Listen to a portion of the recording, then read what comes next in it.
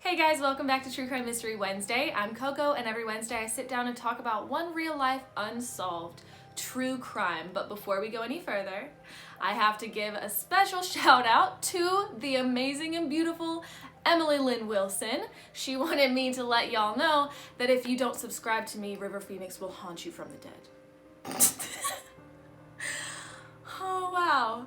I love these nonsensical shout outs. If you want me to give you a nonsensical shout out, comment below and I will happily do it because this is fun. I love this. It was also her suggestion to add background music to this video, so if you can hear the music, this is my first time experimenting with it. Let me know if it's too loud, too quiet, not good music. I'm still experimenting and trying to figure out which music I want to put in the background of my videos, but you have her to thank for that, for the cutout of background noise. So thank you so much, and let's jump straight into the crime. Today's crime is widely considered the most bizarre and unexplainable murder that had happened in Knoxville, Tennessee's history. On July 11th of 1996, 31-year-old Canadian Blair Adams was found murdered in a construction site in Knoxville, Tennessee. What's even more bizarre is he was surrounded by around $4,000 worth of Canadian, American, and German currency, as well as he had a fanny pack full of other jewels and valuables worth around $2,000. The more and more you dig into this crime, just the more bizarre it gets. Was he trying to run away from someone who was trying to murder him, or was it simply a psychotic break? In late 1995, Blair was working for his stepfather's construction company in or near Frankfurt, Germany. This is where he would meet what would become his girlfriend in November. Some coworkers would describe him as abrasive and like he always wanted to start a fight. But his girlfriend and his family would consider him extremely kind, optimistic, just a great all-around guy. In 1996, he moved back to Surrey, British Columbia in Canada, where he became the foreman of a construction company. He was also 2 years sober and was attending AA meetings when suddenly he just stopped attending. That summer, he began experiencing and suffering from frequent and wild mood swings and extreme anxiety. He always seemed like someone was after him. He also began not locking up the construction site at night, and his mother noticed that he was not sleeping well. He was getting less and less sleep every single night. But when she asked him about it, he replied, quote, "I don't think I should tell you about it." She never found out what it was. He did, however, tell his mother that construction workers and co-workers at the site were spreading rumors about him. He also told his girlfriend and at least one other friend that he was afraid some co-workers from Germany who had recently returned to Canada would have it out for him and try to hurt him. On July 5th of 1996, Blair Adams ended up going to the bank and withdrawing and closing his account. He took nearly $6,000 worth of cash, as well as the items that were in a safety deposit box, which was his jewelry, gold, and gold and platinum bars. He told his mother that he was going to go visit his uncle in Courtenay, British Columbia. That is the most American way that I possibly could have said that, but I have no idea how to pronounce that. I am sorry, Canadians. Courtenay. Wow, that's so bad. His uncle ended up not being home, and 2 days later, Blair Adams was caught trying to cross the American border in Seattle. He attempted to cross in his car, but he was flagged because he did have a copious amount of just cash and valuable items in the back of his car that the officers were able to see, and he fit the mold of a drug trafficker. They also grew more suspicious when they asked him if he had a criminal record, and he lied and said no, because he did have previous assault and drug charges on his record. He was obviously denied entry into the United States and forced to turn around back into Canada. This is when the next day he went to his job and quit out of the blue, saying he didn't think he could do it anymore. and also bought a ticket to Frankfurt, Germany. This cost around $1,700 for this ticket. It's worth it to note that his girlfriend was not expecting a visit from him. This was not a planned event. Nobody in Germany was expecting him to arrive. He then went to a friend's house, and the friend noted that he seemed extremely anxious and panicky. When she asked him what was going on, he said that people were out to get him. People were trying to kill him. And he asked if she would drive him to, again, the United States border, but she was unable to help him, so he ended up leaving her home as well. On Monday, July 8th, he ended up packing his bags and leaving his mother's home, telling her that he was planning to go and attend the 1996 Summer Olympic Games in Atlanta, Georgia. It is also worth noting that his mother never told authorities that this is where he was going to go. This came out in later interviews years after, like 2017, that this ended up coming to light. When asked why she didn't tell authorities before, she just said that was the point of his trip, and I don't understand what that means. Before dawn on July 9th, Blair was spotted near the Canadian-American border yet again on foot, pacing back and forth. Eventually, he decided to try and cross, at which point he was intercepted by authorities. They noted that he had many scratches on his arms and his legs, and he also fit the description of a man who had just stolen a car. This blue car had just been spotted and retrieved from an airport that is near where he was trying to cross. But he feigned his innocence, said that that was not him. He was just wandering around. He looked confused, and the authorities ended up letting him go. A friend later ended up telling authorities that he had spotted Blair Adams the previous day driving around a blue car, which was abnormal because it was not his car. On that same day, July 9th, he ended up going to Vancouver International Airport because, remember, he had a ticket to go to Germany that same day. But instead of boarding that plane, he told the kiosk that the friend that he was supposed to be visiting had fallen ill and he was no longer wanting to go. So he got a refund on the ticket and ended up renting a Nissan Altima. With that Nissan, he ended up attempting to cross the border yet again, and this time was successful. He drove straight to Seattle Airport and asked for the very first flight. Whichever flight it was, he was boarding. Now, the odd thing about this is he spent around $770 on a round-trip ticket when a one-way ticket would have been $350 to $400. So why spend the extra money for a round trip when he clearly was not planning on coming back to Seattle? He landed early Wednesday morning on July 10th and immediately rented a Toyota Camry that he just began driving. Later in Troy, Virginia, he ended up accidentally backing into another man's vehicle.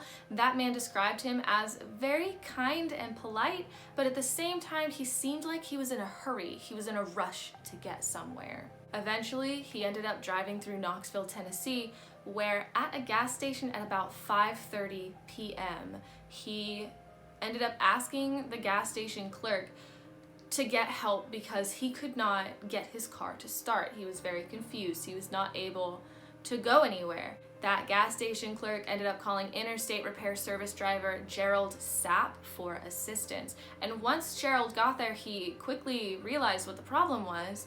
He was trying to use the key to a Nissan when he was driving a Toyota. And Gerald asked him where the key to the Toyota was, because he had clearly been driving it, so how had he been driving it without a key? And Blair insisted that the key that he had in his hand was the correct key for this car. Here comes Chief. There's people walking up and down the stairs outside. Lay down. Sapp also asked Blair Adams to check his pockets to see if he had the key in his pocket, and he absolutely refused to check his pockets, stating the key he had in his hand was the correct key. Now, Sapp knew that that was not correct. He ended up searching the ground around the car and searched in the car, and his search was futile. He never found the key. Sapp ended up arranging a tow to get the car to a nearby auto shop, and he took Blair Adams to the nearby Fairfield Inn for the night. And initially, he tried to walk in without his bag and leave the bag in the car with Sapp, and Sapp grabbed the bag and ran after him to hand it to him. And then Sapp went home for the night, never to see Blair again. Blair was witnessed on CCTV cameras in the lobby of the hotel, and again, his behavior was just strange and erratic. He seemed panicky, like he was expecting somebody to follow him. He kept checking behind his back. The guest service representative that was working that night, and please forgive me for the pronunciation, it's Ticca, so you'd think Ticca, but I'm gonna say Tisha, because that makes more sense to me, like Patricia? Tisha? I don't know. Hartsfield. And she told police that, quote, the best way to describe him would be paranoid, nervous, agitated, expecting someone to come in on him, even though there wasn't anybody there. I don't know who he was waiting for, but he was waiting for somebody to walk in on him. Then Blair is witnessed on CCTV camera entering and exiting the hotel lobby a total of 5 times over the course of just 40 minutes before he finally went up to the front desk and asked to book a room. The whole time he's trying to book the room, he's continually looking behind him, acting very agitated. He booked the room at 7:37 p.m., quickly put the key in his pocket, and then left the hotel without ever going up to the room. And this is the last known sighting of him before his body's discovery. It is believed that he did go somewhere to eat, although no one was able to recollect if they had seen him or not, because he did have lettuce, meat, and shrimp in his stomach upon the autopsy. At 7 a.m., 2 construction workers coming to work at a new hotel construction site off the Strawberry Plains Pike exit, which was only half a mile away from the hotel that Blair Adams had been staying at. 2 construction workers saw a man laying on the ground and assumed that it was a homeless guy who had hunkered down for the night. But upon closer inspection, they found out that this man was indeed dead. They called the police. Police quickly arrived on scene, and the way that his body was found is so beyond bizarre. Sheriff Jimmy, or J.J. Jones, who was the lieutenant over the major crimes unit in Knoxville, Tennessee at the time, described the scene as, quote, his pants were removed in a way not like someone would take off their own pants, but in a way that someone else would remove your pants from you. His socks were turned inside out, his shoes were off, and his shirt was ripped open. Also, one of his shoes was found underneath his head like it was a pillow, like as he was dying, he grabbed a shoe and placed it under his own head for comfort as he passed away. Like I said earlier in the video, scattered around his body was around $4,000 worth of Canadian, American, and German currency, as well as a fanny pack that had so many more valuables in it. The fanny pack held around 5 ounces of gold jewelry, gold and platinum bars, platinum coins that were all worth around $2,000, as well as more keys and a pair of sunglasses. This fanny pack was just unzipped and near the body, as if someone had been rifling through it but didn't take anything. He had a number of cuts and bruises and abrasions on his body that really seemed like he was trying to fend off someone who was attacking him. A weapon, probably a crowbar or some kind of club, was used to hit him in the head and caused a huge gash. He also was missing a lot of tufts of hair, as if someone had been ripping his hair out during this struggle. His hands were bloody, as if he had held them up to protect himself against this attacker, and one of his hands also had what kind of looked like road rash, where it was blackened and had asphalt and dirt in the wounds. Certain injuries also suggested that he may have been sexually assaulted before death, but there was no DNA evidence recovered to conclusively prove this. The official cause of death, though, was some kind of massive blow to the abdomen that caused his stomach to rupture, and he died of septic shock. Pieces of rebar and anything from the construction site that the police thought could possibly be a murder weapon was taken and tested, but they were never able to find the murder weapon. And although he had struggled with addiction and drugs and alcohol in the past, when his toxicology reports came back, it showed that he was completely sober with nothing in his system at all. He had also never been officially diagnosed with any kind of mental illness, so whether it was a schizophrenic paranoid episode or something, there's no evidence to back that up either. And up until just recently, before he disappeared on this weird cross-country trip, he seemed to be acting completely normal until the anxiety and the insomnia crept into his life in the recent months. A security guard at a nearby business did report that at about 3:30 in the morning, he did hear somebody abruptly scream, but he believed this person to be a woman and didn't hear anything after this one scream, so he brushed it off. There is only one piece of DNA evidence that could possibly lead to whoever did this to Blair Adams that exists. There was one piece of hair, a long strand of hair that was not Blair Adams, that was found in his palm. No one has been charged with the killing of Blair Adams, and all leads have really been spent. They don't have anywhere to go, and they don't have any suspects. Now, according to friends and family, they have no idea what Blair was doing in Knoxville, Tennessee, or why he possibly would have done this. Nobody understood why he abruptly left. If somebody was in fact chasing him, even his family thought he was just being paranoid and overreacting. But maybe Blair was onto something. The case is now in the hands of David Davenport, who is a former TBI agent and Jefferson County Sheriff, who is now the chief of Knox County Sheriff Office Cold Case Unit. He has been stated as saying, quote, "Son, we don't quit on a murder case. You go to these things that happened 40, 50 years ago, and they say, we thought you forgot about that. And I say, well, we don't forget." They are still actively trying to figure out all of these cold cases and hoping that information comes in that could possibly help them identify what happened that night. Police have theorized that it was just a schizophrenic paranoid episode and nobody was chasing him. But then who murdered him is the question. Clearly he was attacked. There are people who do theorize that he was just committing suicide and he didn't want anyone to know what he was doing, so he staged this murder scene.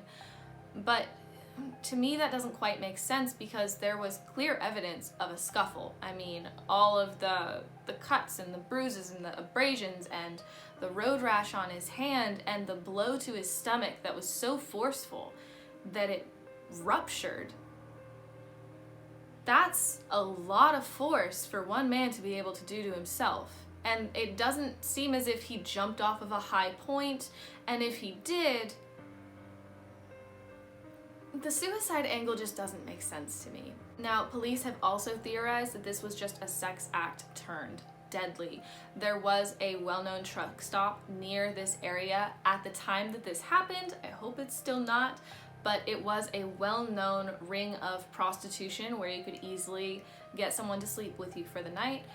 It's theorized that the altercation took place in a car at the construction site. Somebody fought him, hit his head with something, threw him out of the car, and then ran him over with the car because the injuries on his abdomen could have well happened from a car bumper, right, like hitting him and knocking him to the side. But another possibility is that forceful blow was just a very, very strong and swift kick by somebody. So people aren't really in agreement of what happened. Now, Sheriff Jones, J.J. Jones, also stated that this was the most bizarre and strangest case that he had worked on in his entire 38 career, and so many of these people that were working this crime agree. It's just all kinds of bizarre. Clearly, the motive was not robbery, it wasn't a drug deal gone wrong, because you would think they would have taken his valuables and his money, but they left it scattered everywhere. It kind of looks as if someone was searching for something that could have possibly been in his possession, whether it was in a pocket, because it looks like he was kind of strip searched, where they opened his shirt, they pulled his pants off, looked at his pockets, they tore his socks off, and the evidence of sexual assault, in my opinion, could have been somebody searching for something up there, as if maybe he could have stuck it up there himself. I'm just not sure. And The other question is, was Knoxville supposed to be his last stop? He was clearly supposed to be going through, and if his mother is correct, he was on his way to Atlanta, Georgia. That's a possibility of him going through Knoxville, choosing to go through Knoxville to get to Atlanta, but I mean, there are other ways that he could have gone. I don't understand why he necessarily took the Knoxville path to get there if that was his end destination. Was Blair Adams correct? Was somebody out there trying to find him and trying to kill him? Is that why he took such a bizarre and strange way to go wherever he was trying to head? Because clearly he was trying to throw someone off his path. He's trying to cross the border illegally. He was trying to, here's a ticket to Germany, just kidding, refund it, get a car, go back to the border, get the first plane, wherever it's going, I don't care, and then getting a car from there and driving. He clearly was trying to throw someone off, and is Knoxville just where they caught up with him? I did forget to mention that the cops did find the Toyota key that he claimed he could not find anywhere and was not on his person, and they had the Toyota towed because of this. It was found near his body at the crime scene, so he did have that key the entire time. So why lie and say that he didn't have the key when clearly it must have been in his pocket? This case is a strange one, and I hope that you enjoyed it. Please let me know, what are your opinions? What do you think happened? Do you think that he was attacked? Do you think it was a suicide? Do you think that someone was chasing him, or it could have been a past coworker from Germany that he angered? What do you think? Leave a comment below. If you want a nonsensical shout out at the beginning of the video, also let me know, because that's really fun and I enjoy doing that now. I hope to make that a thing. So guys, I hope you have an amazing Wednesday, an amazing rest of your week, and I hope to see you next week for another True Crime Mystery Wednesday. See you then.